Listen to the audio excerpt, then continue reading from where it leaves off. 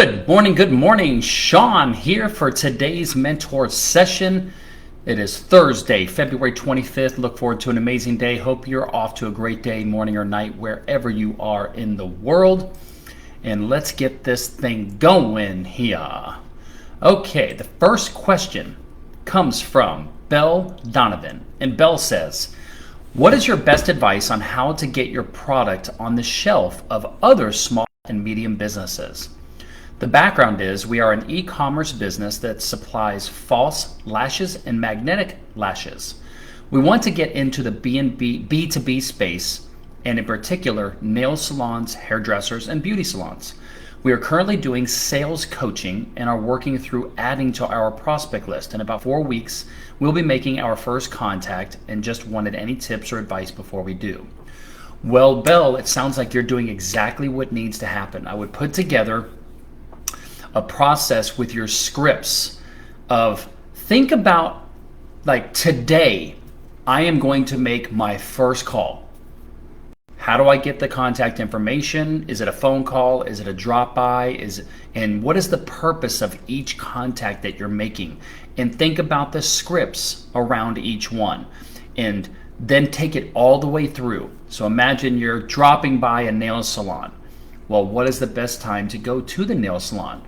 When I sold to hotels, I learned after my first few lessons that the general managers were really busy in the morning and when people were checking out, and they were really busy when people were checking in. So it was best if I made phone calls during the slower times.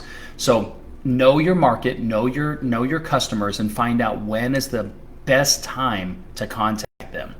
Then what you might want to do is reach out to a couple of your potential customers, and I would try to do a little bit of research to find out that information.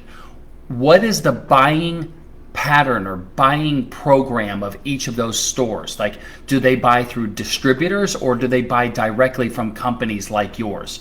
Find out as much intel as you can so you can customize your sales process to those customers. But other than that, I would then start to think about tracking analytics and key performance indicators in your processes so that when you do want to hire some salespeople, you'll know how many calls they can make, how many presentations they can do, what their closing percentage is. Try to put together some sort of way to track all of those efforts that you have. That way you'll know what the conversion rate is, what the revenue rate would be, what the margins are, and that will help when you're putting together compensation plans for your future salespeople. All right, I hope that helps. Okay, next question comes from, let's see here. Next question comes from Ari Brown, and Ari says, how do you fire a client when your only basis is that they're difficult and not willing to change? The background is I was hired just to clean up their QuickBooks, and they insisted on doing it themselves going forward after the cleanup. And they undid the entire cleanup, and it's like talking to a brick wall when you try to explain to them about QuickBooks or any accounting concepts. Mine and my bookkeeper's fear is that because she's local, she's going to post like some negative review when she's the one that screwed everything we did if we let them go and just fix it again for free. Well, listen, hey, Michelle, the bottom line is if you can't sit down with your client and have an open and honest dialogue and say, hey, listen, John, I wanted to have a conversation with you today because me and my team were getting a little bit concerned about the way that your QuickBooks is getting handled. We've come in and we've cleaned it up, and we understood that after we cleaned it up, you wanted to do it yourself, but it feels like we're not training you properly, or something's going on, because what happens is we do this. If you can have a good conversation and they still won't get it, and it's like talking to a brick wall, what you might want to do is there's a couple things you could do. You could say, hey, listen, we're not going to provide this service anymore. We've determined that we're just going to do X, and so let me recommend a couple other people to you. But listen, Ari, here's the thing. You could be the nicest person in the world and people still leave negative reviews. If it's a one-off every now and then, I wouldn't worry about it jeopardizing your reputation. Because if you do such a good job and people know that you bend over backwards and you do a great job, everybody knows in this day and age that you can't please everybody. I wouldn't stress so much that you would not fire the person because you're worried about them leaving a negative review. You know what's good. If it's 5 reviews out of 10, that's a problem. But if it's 1 out of 30, no big deal. One of the ways to combat that is to go to your good clients and say, hey, listen, I would really appreciate it if you would click this link and go leave a positive review of our business. The more positive reviews you have, it'll offset that one outlier negative review. All right. So that's what I would think. I mean, over the years as you followed me, I mean, I've had people get upset at me because I'll kick them out of AO or what. Once you become just so confident in yourself, in your business, none of those things are going to worry you. Okay? I hope that helps. Keep us posted, okay? All right, the next question comes from, let's see. Comes from Vinko, and Vinko says, I have a supplier from Austria, and I'm from Croatia. And last year we bought some scrap from his company. From December until now, we didn't buy anything, and he's not answering my emails and calls, and he's only replied to one message. Because of COVID, we have seen each other just one time and talked a few times over the phone. I've already addressed to him the problem of our communication and that it's hard for me to work like that, and he's not answering anymore. I'm thinking how to approach this in the future. I don't understand the question here, Vinko.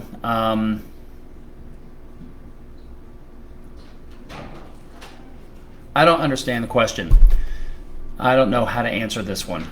Sorry. Please resubmit this question, and let's try again, okay? The next question comes from, oh wait, here we go. Sorry. Here's the question from Vinko. How do you address a lack of communications problem in a positive way with a supplier? I have a supplier from Austria. He's from Croatia. Last year we bought some scrap from his company. From December until now, we didn't buy anything, and he's not answering my emails, calls, and he only replied to one message. Because of COVID, we have not seen each other. We've talked a few times. He's not answering anymore, and I'm thinking how to approach this in the future.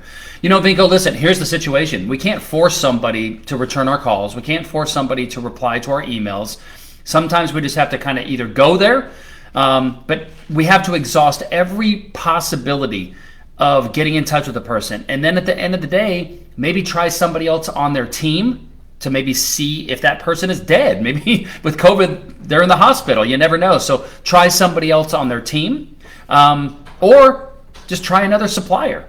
But if you know that the company's in business and this particular person is not returning your communications, try somebody else on the team. That's what I would recommend, and see if that works. Okay? Hope that helps. Okay, the next question.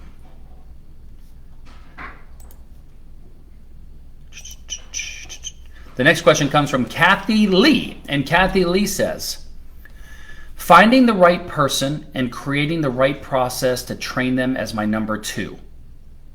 Okay, that's not really a question, but let me see where we go with this.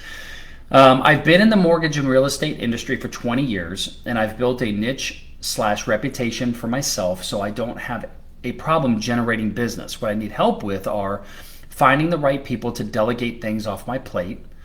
2, creating workflow system processes where certain aspects can be broken off for delegation without sacrificing integrity of file. And then 3rd, how to better pass on knowledge that can only be passed on through on-the-job knowledge. Tricky credit income qualifying scenarios. That 3rd one, I'm not even going to be sure how to answer there, Kathy. You might want to book a get-out-of-jail call with me, and let's talk about this. First off, finding the right people to delegate. As a business owner, one of the things we want to do, obviously, as we grow, is we want to find people to delegate other things to. So basically, I'm going to have Marsha O'Connor talk about this. I'm going to have Brad Stevens talk about this. I'm going to have Dan Bate talk about this with you. But basically, when I need to hire someone, I think about What skills do they need in order to do the job that I want to hire them for? What's the pay range that that type of person gets paid? I can do some research on that, like on LinkedIn or some of the job sites, Indeed. And then what's the personality of the person? Make sure that they fit the core values of the company, which means I have to have core values of my company so that I can ask probing questions to make sure that they fit the core values of our company. Okay. And then what my job is I need to train them. So you can train people in a lot of different ways. You can create what's called a standard operation procedural manual that has detailed training in the form of writing and videos that explain exactly how to do something. And there's a software that I use called Loom, Loom. And Loom lets me screen capture in video something that I do on my computer. So if I have something that I want something to do that is involved in the computer, I can record a video with Loom, and I can record on my microphone exactly what I'm doing, why I'm doing it that way, and how I'm doing it, and then create a training around that. And we use a partner here in AO. We use a partner called Trainual, Trainnual. And Trainual is a cloud-based software where you can upload all of your trainings so that when someone new comes on board, you can say, hey, listen, here are all the things I'm going to want you to learn how to do. For the first 2 or 3 days, I want you to go through all of these videos and watch all of these videos and these trainings so that you know exactly how to do them. Then on the second or third day, you can then say, okay, show me how to do this. And you can start role-playing with them to see if they comprehended the trainings that you put together. That way, when they have a question, if they forget how something worked, they can always go back to the training for that particular task. So getting it out of our head, putting it into a procedure and process in the form of writing or video is great for new people that you're onboarding, and they can always go back to that, okay? And that is going to be the answer to your number 2, which is how to create those workflow systems and processes. I've worked with a couple people where we'll work for about a month and a half to 2 months, and I'll have like 4 or 5 sessions with them, and we'll do Zooms, and I will teach them how to document 2 to 3 or 4 of their processes, because documenting processes is it's a tedious process, but there's a way that it has to be done so that other people can follow it. And once you learn how to do that, then you can train your virtual assistant to do those things for you. So if you'd like me to help you with that, I could help you with stuff like that. It's a very reasonable cost, and it will change your life. But as far as number C here, how to pass on knowledge, let's have a call about that, okay? Set up a get out of jail call with me, okay? But documenting processes, knowing exactly what you want in a new hire, how much you're going to pay them, those are all really important things. There's also a new category in the resource center in the portal called HR-O'Connor group, I think. Go read those articles. There's some things in there that can help you with interview questions and things like that. So go read those articles that Marcia put in there in the resource center, okay? I hope that helps. Have a great, great day. And that's everybody's questions for today. Hey, Angela, hope you are good. I hope that you've already connected with Dan. Make sure you let me know how the conversation went with you and Dan. And Angela, don't forget to do your Flex Fridays. Hey, Kimberly. Hey, Michelle. I can't believe that Michelle and Kimberly are not here in Nashville tomorrow. I'm so bummed not to see you. And I hope that all you guys have a great day. And I will see you soon. I'll see some of you in Nashville today and tomorrow. All right. Peace out. Bye.